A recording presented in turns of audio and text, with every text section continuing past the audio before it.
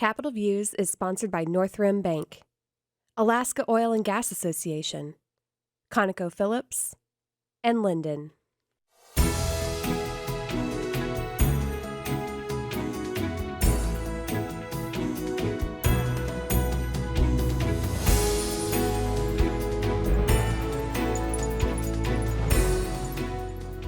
Hi, I'm Tim Bradner with Alaska Legislative Digest, and welcome to Capitol Views. And a special welcome today to Jenna Wright, the President and CEO of Anchorage Economic Development Corporation. AEDC, as it's known, is the Regional Economic Development Group for Anchorage, which is important to all of us because Anchorage is half of our economy. So, welcome today, Jenna. And maybe you could just start off with mentioning a few of the top things you're working on at AEDC. Sure. Thanks for having me, Tim. Yeah, so AEDC has been operating since 1987 in the Anchorage community, and we exist to encourage growth and diversity in Anchorage, promote a favorable business climate, and then just raise the standard of living for all Anchorage residents. And so, ways that we are specifically doing that today are through our Choose Anchorage strategic plan. And the name Choose Anchorage came from the fact that we are in a climate where we really need to retain and attract talent. And so we need to give young families a reason to choose Anchorage over another US city because we're really finding ourselves in this national competition for talent. And so the four pillars within that strategic plan that we're focused on here at AEDC are business vitality, talent, the quality of place, and then infrastructure assets. And so those are the four areas that we find ourselves most involved in right now.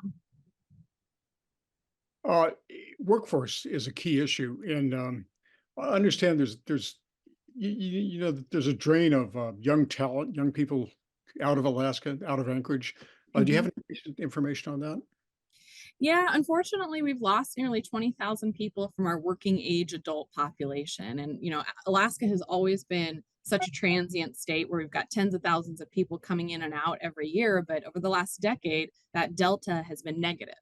And specifically, if we're talking about talent and younger Alaskans, there was a study done where if you look at young Alaskans where they were at age 16 and then again at age 26, we know we're losing about 1 in 3 of them. And so that is a very important focus for us here at AEDC is finding ways that we can retain the bright young Alaskans that we have in our state today, and then also attract them from outside so that we can grow our workforce and subsequently our economy. Jenna, do you have any research on why this is happening? Why are we losing 1 in 3? Any? You know, like News? like I said, we've always been a very transient state, and there's a lot of people that leave to go to college or to a technical school or something like that.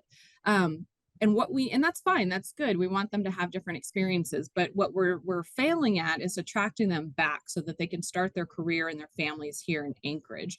And as we anecdotally look across the US and we look at cities that are really thriving and they're growing their young population, what we see is that they have an excellent quality of life. And we certainly have that here in Alaska. We've got beautiful outdoor recreation assets. We've got a beautiful downtown that I love so much, but we haven't really invested in ourselves in to the tune that the other cities are. And so that's something that is we're passionate about here at AEDC of promoting is that we need to make public investment in these quality of life assets that our young people expect and love. And also quality of schools is important too. And I know you're working with the Anchorage School District on a new model of a new career academy to give young people an orientation to jobs as a way to, keep, trying to keep them here. Maybe you could just mention what's your role in that. Yeah, you're absolutely right. Education, public schools is very, very important to the young families that we're trying to attract. And so, one thing that I am really excited about that Anchorage School District is working on right now is the Academies Initiative.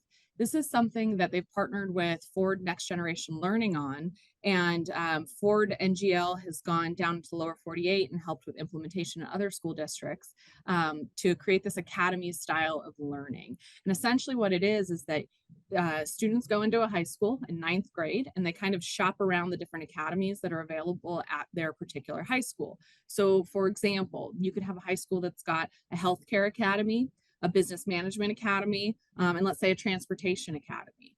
And you still take all of your standard, math and science coursework, but you do it under the lens of the particular academy that you are interested in. So, for instance, if someone goes into healthcare academy, they're still going to have to write research papers, but maybe they're doing it on that subject within healthcare that they actually really care about. And there's also some more detail into specific pathways that would be in each of the academies for like the healthcare industry, for instance.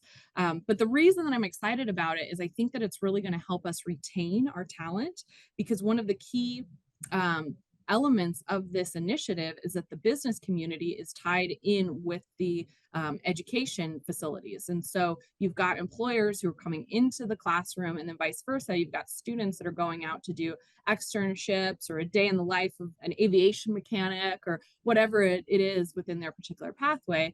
And so now all of a sudden you've created this environment where students are motivated to learn because it's something that they really care about, and they see this light at the end of the tunnel in terms of a future here in Anchorage for them, because they've already been engaging with employers in a subject that they care about.